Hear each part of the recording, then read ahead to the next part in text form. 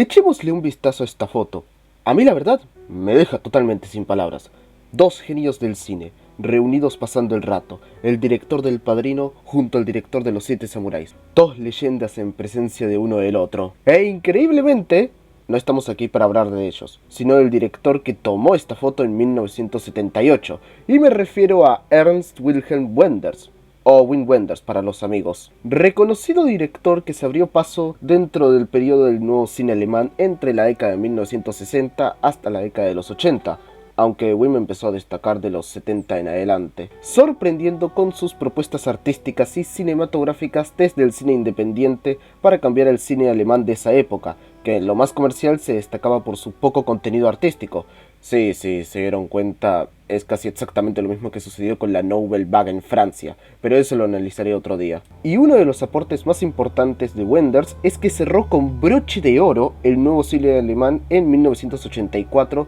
con su cinta más aclamada, Paris, Texas, de la cual algún día me gustaría comentar. Dicha aclamación logró que Wenders sea más reconocido dentro del cine europeo, sobre todo la rompía en festivales de cine, cosa que lamentablemente se vio interrumpida por el gran fracaso de Hasta el fin del mundo en 1991, y debido a que en 1996 se volvió presidente de la Academia de Cine Europeo y que en el siglo XXI se dedicó más a los documentales que a hacer películas, algo muy parecido a lo que hizo Werner Herzog, que también trabajó en el nuevo cine alemán. Al final, las últimas películas que fue sacando posterior a eso no tenían la calidad o interés que había a comparación de lo que Wenders hizo durante los 70, 80 y 90. Pero de repente, todo cambió cuando en 2023 Wenders saca una nueva película con tal aclamación por parte de críticos y cinéfilos que, desde el cielo sobre Berlín, o Las alas del deseo, que no se veía algo parecido a lo que logró con esta nueva entrada en su filmografía. Para que se den una idea, antes de esta nueva cinta, la última buena película de Wenders era Don't Come Knocking, y esa película es de 2005. Recién hace un tiempo pude ver la película y también la volví a ver para esta reseña, y tengo muchas cosas interesantes para decir. Prepárense, porque el día de hoy vamos a hablar de Días Perfectos.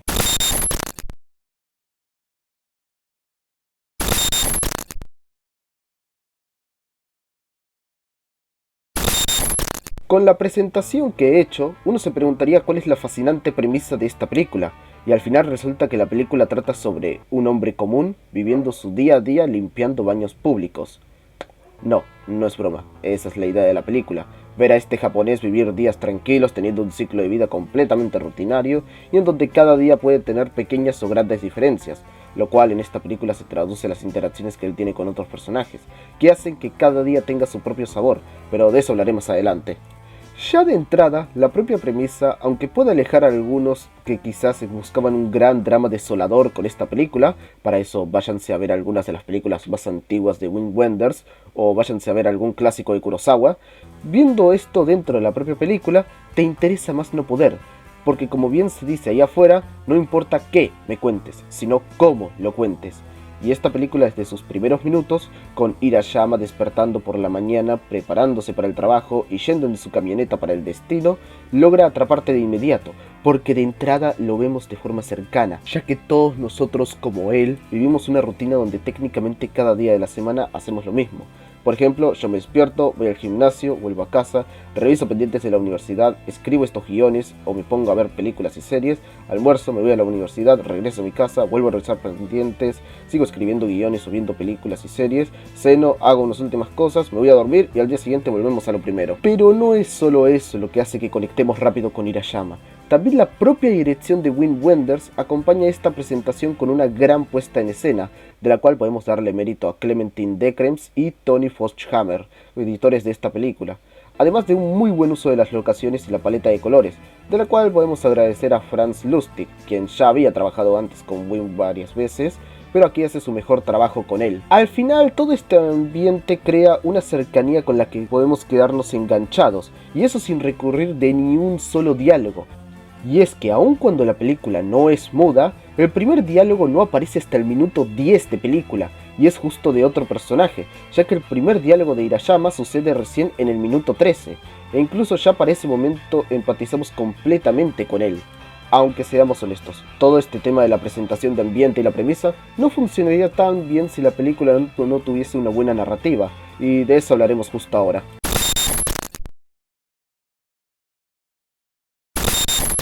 Esto se puede definir tan fácil como que en una película de ritmo rápido pasan muchas cosas, mientras que en una película de ritmo lento pasan pocas cosas. Perdón. Ahora hablando en serio, eso es una definición muy corta del ritmo lento. Una definición más larga puede estar relacionada a tomas que duran muy poco o tomas que duran mucho, pero en donde la construcción de escena no avisa un cambio visible a primera vista. Un ejemplo muy cercano que tengo de esto es Satan Tango, una película donde puedes estar viendo un plano fijo de un personaje haciendo cualquier cosa y ya estarías consumiendo media hora de película. El ritmo lento es válido dependiendo de la propuesta que quieras plantear, y por suerte se amolda bien a lo que Días Perfectos quiere contar, donde cada escena no está construida para crear una catarsis que te hará explotar de emociones de la película, sino que cada momento de la película es pausado, donde hay pocas acciones, planos más cerrados, poco diálogo, aunque bastante música. Ya hablaré más adelante de ese tema. Este ritmo lento consigue que los momentos donde sí se puede decir que algo pasa con mucha fuerza, que son más que nada las conversaciones de Hirayama, ya sea con Takashi, con Aya, con Nico o con la propia señora del bar, sí te termina interesando, porque supone un cambio en el ritmo de la película, a pesar de que a lo mucho lo único que tenemos son conversaciones o pequeñas discusiones entre estos personajes.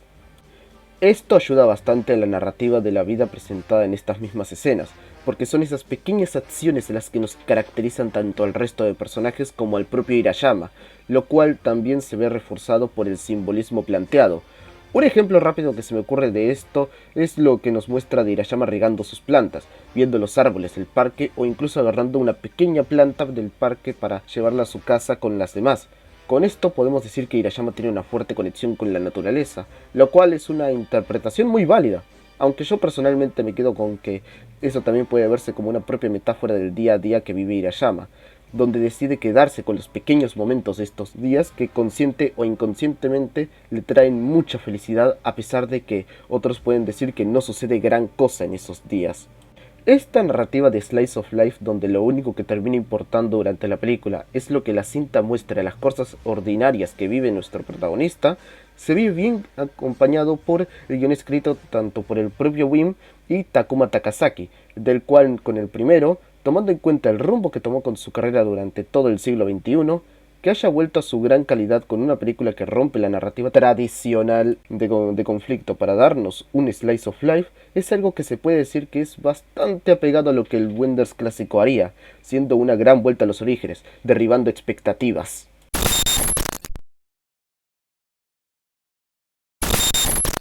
No, tranquilos, no es esa clásica amenaza. Este es simplemente el punto donde hablo del apartado artístico de esta película, relacionado a cómo la misma se ve visualmente.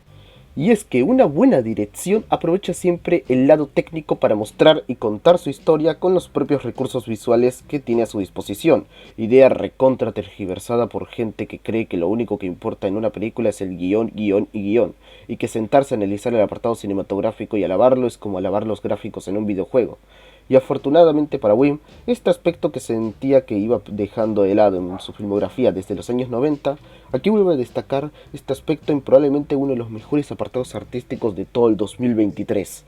Por un lado tenemos la cinematografía de Franz, de quien ya he destacado el uso de los colores en esta película por su parte, pero eso no es lo único que se puede destacar de esta cinematografía, ya que también podemos hablar de cómo esta fotografía representa perfectamente la dualidad de luces y sombras que se plantea con el paso de cada día. Y es que aquí sí podemos hablar del tema de que se tiene la errónea concepción de que un día perfecto se trata de un día que no tiene error alguno o que sea un día muy emocionante, lo cual se puede discutir. Pero no tomamos en cuenta que muchas veces esos días donde solo haces tu rutina con la mayor tranquilidad del mundo y simplemente al terminar dicha rutina te sientas a disfrutar de tu alrededor, aun cuando en medio puedan surgir pequeños conflictos que hacen más movido estos días,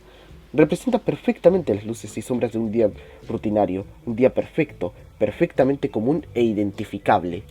Y todo esto se puede sacar no con diálogos super extensos que te explican punto por punto esto mismo, sino con la mera confianza del director de que estás prestando atención a la película y que la estás interpretando bien visualmente, porque como dije, ese pensamiento lo saqué solo viendo la presentación visual de la película y las posteriores interacciones de Hirayama con el resto del elenco, de lo cual hablaré más adelante.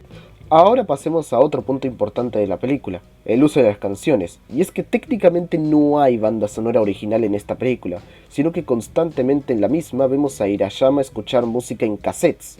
con los cuales podemos determinar tanto su estado de ánimo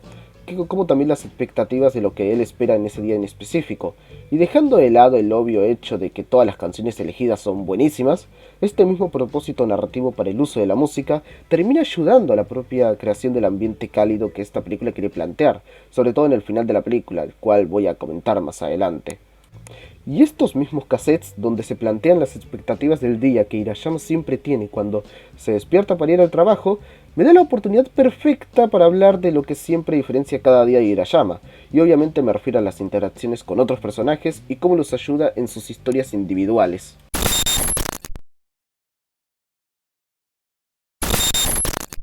Lo que para Hirayama diferencia cada día rutinario es su interacción con más personas, las cuales cada una pasa por su propia historia, e Hirayama, sin involucrarse a fondo, es testigo de los hechos más importantes del conflicto de cada uno de los personajes.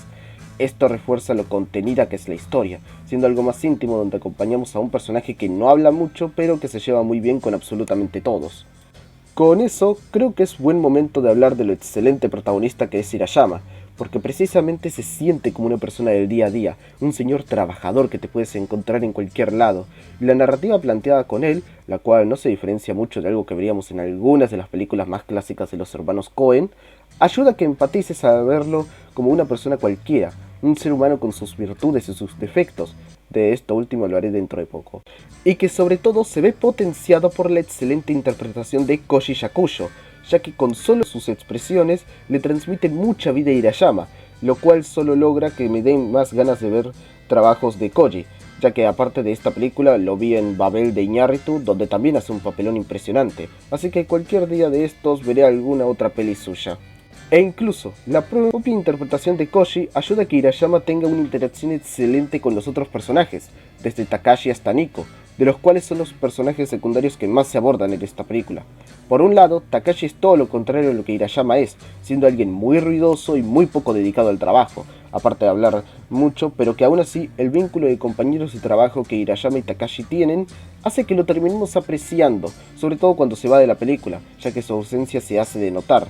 Y lo que mencioné con el título del punto no es mentira, porque con Takashi también vemos que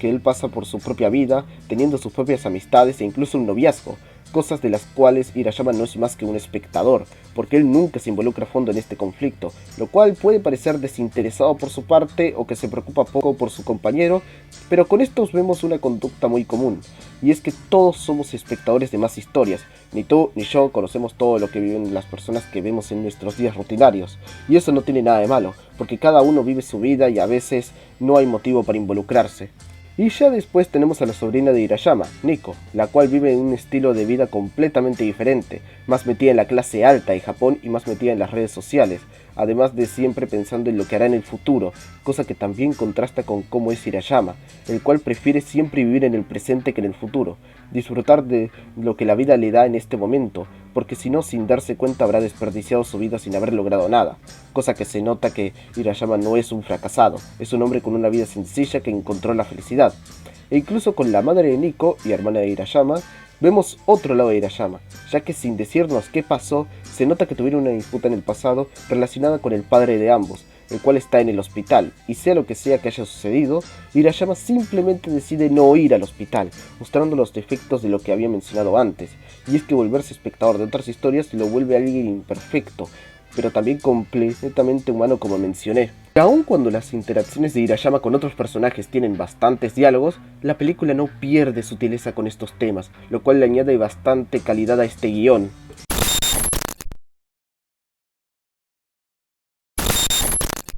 Con todo esto explicado, ¿qué más puede darnos esta película? Muy simple, que veamos lo no tan bueno de los días rutinarios, las cosas que pueden llegar a suceder, cuando a veces lo de ser espectador de más historias afectan a los demás y eventualmente lo harán contigo. Un ejemplo perfecto de esto en la película es la renuncia de Takashi. Sucede de un día para el otro y sin aviso, cosa que uno puede pensar que es apresurada, pero dentro del contexto de la cinta le añade bastante a la misma. Y la pregunta con eso es, ¿eso arruina el día de Hirayama? Pues la película da una respuesta bastante clara con eso, y es no. ¿Pero por qué? Por un sencillo motivo, y es que los días rutinarios no se caracterizan solo por sus luces y su solemnidad. En estos días pueden ocurrir cosas malas, ya sea que tuviste problemas con un compañero de estudio del trabajo, que alguien te haya chocado mientras corría en la calle, que haya un mal resultado en el trabajo y la universidad, entre muchas otras cosas que bajo otro contexto muchos dirían que su día ha sido arruinado por completo. Pero ahí está la clave de días perfectos, y es que sin esas cosas malas no puedes llegar a apreciar lo bueno o sacar la belleza en esas actividades simples, sean buenas o malas que haces en tu rutina. Porque tú puedes salir de esa rutina constantemente viviendo cosas emocionantes. Pero ahí surge la pregunta, ¿en qué momento salir de la rutina y vivir una vida emocionante se convierte en tu nueva rutina? Porque si es así, entonces le quitas toda la emoción y la chispa a esos días. Chispa que no se va con los días rutinarios, donde simplemente haces lo que tienes que hacer. Y así es simple como suena, esos días, y con sus cosas buenas y sus cosas malas, con su mera simpleza, se vuelven días perfectos. Pero creo que no hay mejor forma de representar esto que con el propio final de la película. Hirayama otra vez yendo al trabajo y teniendo una sopa de emociones mientras su rostro se ilumina por el sol y luego se ensombrece. Ahí representan perfectamente la idea de este propio mensaje. Estos días pueden ser una mezcla de emociones. Quizás ese día para Hirayama no fue tan bueno. Aún así, probablemente sea un día que vaya a disfrutar, porque esa es una buena forma de vivir la vida, sobre todo cuando consiste de una sola rutina constante, ya que lo mejor es sacar las cosas buenas de dichos días, y así conseguirás la realización que muchos buscan y anhelan, pero tal vez nunca encontrarán.